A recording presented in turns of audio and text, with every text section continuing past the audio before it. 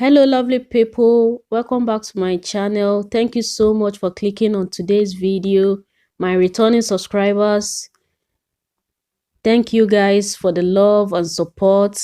I don't take it for granted. And my new subscribers, you are highly welcome into the family. Thank you for loving me for who I am. I really appreciate you all. Thank you so much.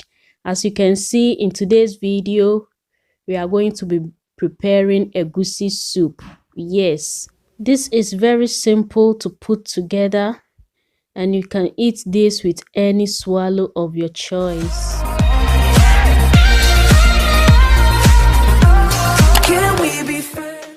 Sorry guys, I had to mute this video and do a voiceover because my kids' voice were all over this video. I hope you bear with me. Over here is the meat that I'll be using. It's a hard chicken. Yes, and this cow foot. I'll be using some of that. And also I have my mackerel fish over here. As you can see, here are some diced onion. I'll be steaming the meat with that. And also some crayfish is already blended. Here is a mixture of garlic, ginger and onion. I'm going to steam the meat with that mixture too. And over here is the frozen spinach. I'm using frozen spinach for this egusi. And here is my blended egusi. I've already blended it. And this is how it looks like before blending. I believe you all know egusi. Yes. And over there is my spices. I have thyme, curry powder, all-purpose seasoning, and this other one too is also all-purpose seasoning. The reason why I'm using two seasonings is because I run out of seasoning cube. Yes, and honestly speaking, is not the main ingredient needed for this soup, so I have to make this soup. If it had been the egusi or the vegetable that is missing, then for that one I can say that you cannot achieve your egusi soup. Sometimes we have to make use of what we have, and this egusi soup have to be made because my hubby was like, woman, it's been a while that you prepared egusi soup in this house. And I was like, I make egusi soup every other week, and here is saying it's been a while. That shows how much he loves this soup. So me not having seasoning cube should not be an excuse. After all, it's not the main ingredient here. Back to the ingredients, I have some salt to taste. Over here is 2 scotch bonnets, pepper, and 1 large onion. I'm going to chop that roughly in my food processor here. And also, this is the chopped tomatoes that I'll be using. Yes, this is how it looks like. It's chopped. I'm not going to blend that one. I like it how it is. And also, I'll be using vegetable oil for this recipe. If you've been following me on this channel, you'll notice that I've never used red oil or palm oil for any of my recipe. Yes, that's because my hubby doesn't eat palm oil. So I eat it, but it's been a while and I can't remember giving it to my kids either. So in case you see me using red oil in my recipe, in my videos, that means hubby is not going to eat out of that food for that day. I eat it, but he doesn't. So I'm going to use vegetable oil for this egusi, and you achieve the same result as you used the red oil. To get started, the chicken is well washed, as you can see, and I've removed all the skin out of it. So into the pot, I'm adding the cow foods. Then I'll add all my seasoning together.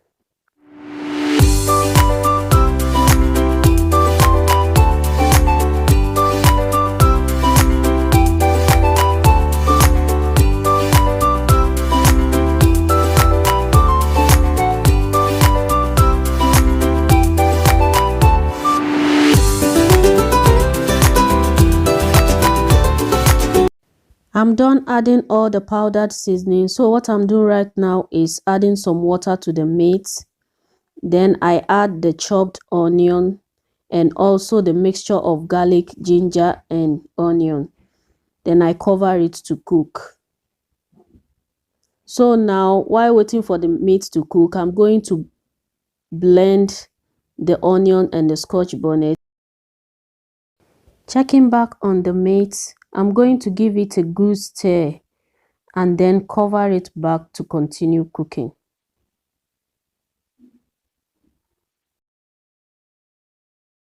In another pot, I added my cooking oil, then I allow it to get hot.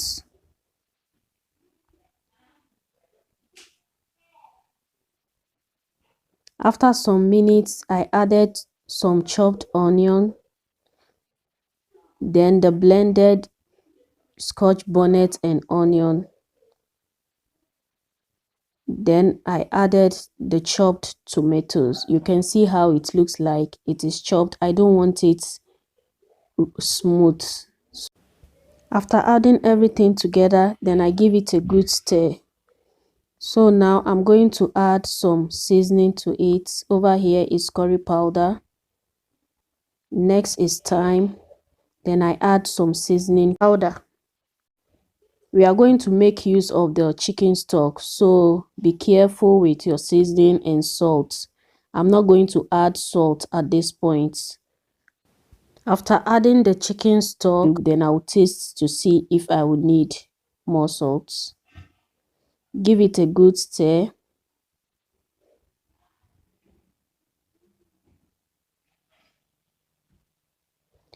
And now here is my mackerel fish. I choose not to fry or grill my mackerel this time around.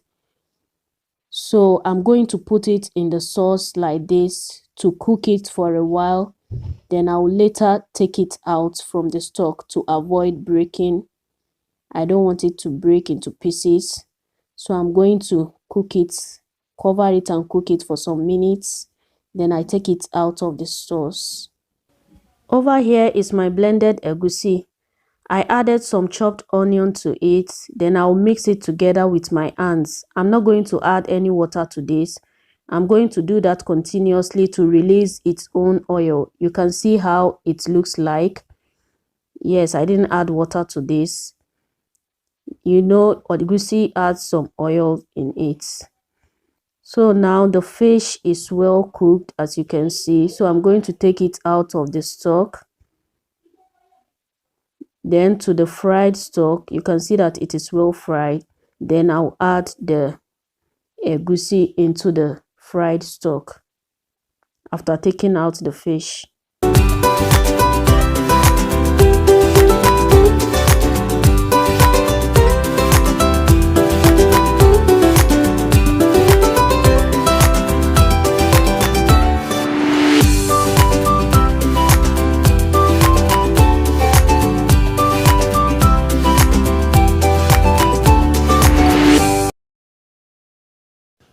After a while, I check back on the egusi. Sorry, the vapor is all over my screen. So I'll give it a good stir, continue stirring. For egusi, you have to be checking on it continuously. If not, it gets burnt easily.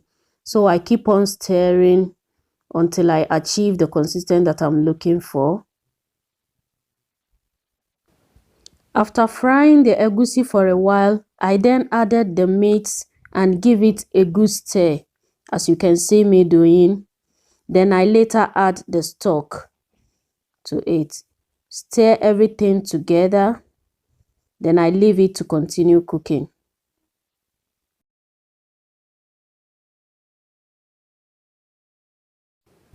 After cooking the egusi for a long time, then I added the spinach leaves.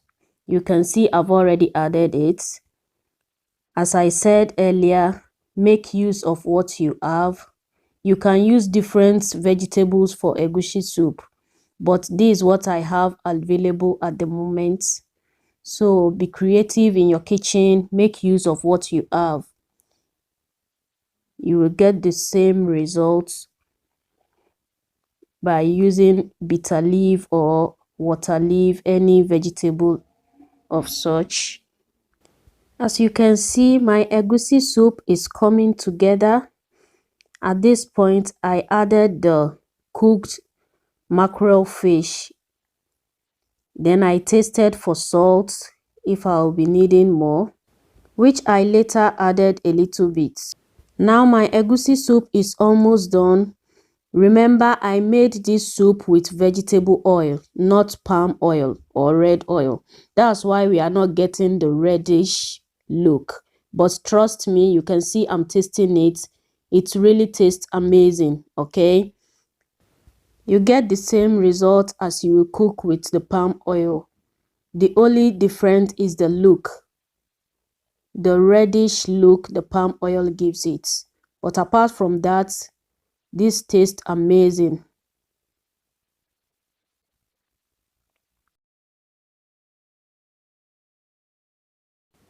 Guys, my egusi soup is ready. Isn't this inviting and mouth-watering? Looking so yummy. I can't wait to dive into this. That brings us to the end of today's video. Thank you so much for watching to this extent. I really do appreciate you all.